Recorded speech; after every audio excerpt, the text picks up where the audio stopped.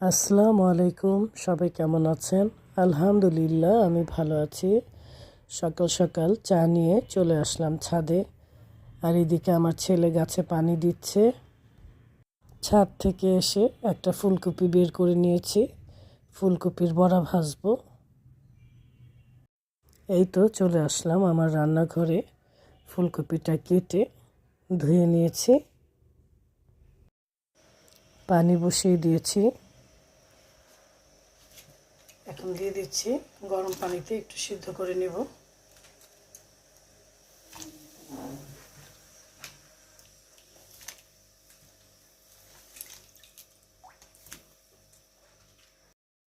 ফুলকপির মধ্যে অল্প করে লবণ দিয়ে দিচ্ছি।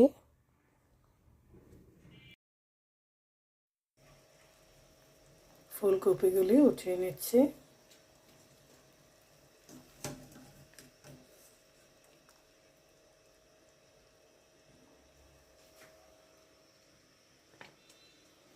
রান্নার জন্য সব কিছু গুছিয়ে নেওয়া হয়েছে।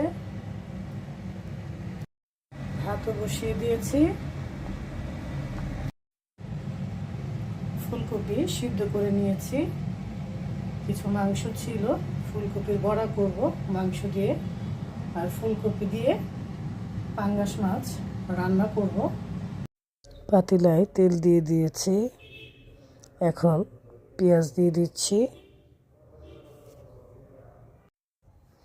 পেঁয়াজটা ভালো করে ভেজে নিচ্ছি। পেঁয়াজটা ভেজে নিলাম, এখন মশলা দিয়ে দিচ্ছি।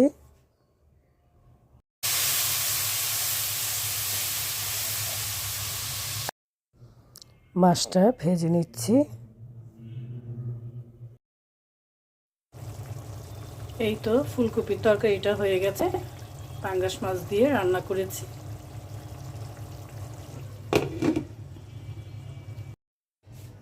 ফুলকপির বড়া করব। একটু গরুর মাংস নিয়ে নিয়েছি, আগের থেকেই রান্না ছিল। ডিম দিয়ে দিচ্ছি।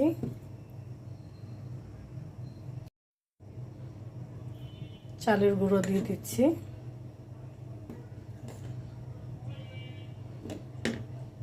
দিয়ে দিচ্ছি লবণ স্বাদ মতো, ধনিয়া ফাঁকি, জিরে ফাঁকি, হলুদ ফাঁকি, শুকনো মরিচের ফাঁকি, আরও দিয়ে দিয়েছি কাঁচামরিচ, পেঁয়াজ আর ধনিয়া পাতা। এখন একসাথে মেখে নিচ্ছি।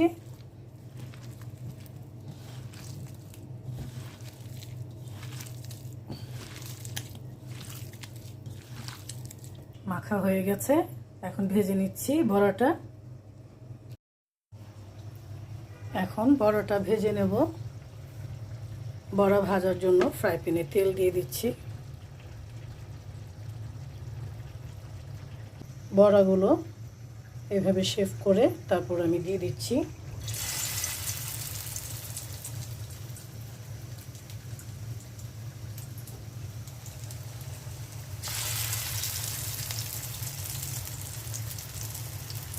এই বড়াটা খেতে কিন্তু দারুণ লাগে।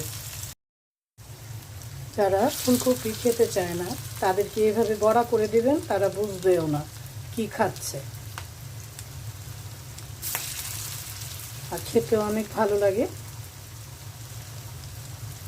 আর শীতের মধ্যে এমনিতেও বড়া টড়া একটু ভালোই লাগে খেতে। ফুলকপির বড়াটা উল্টে দিচ্ছি।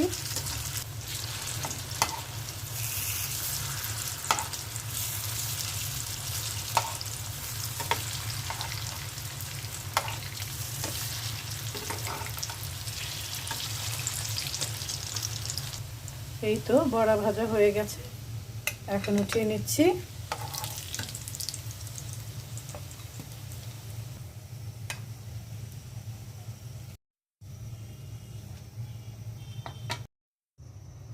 আবারও দিয়ে দিচ্ছি। এই তো হয়ে গেছে ফুলকপির বড়া ভাজা।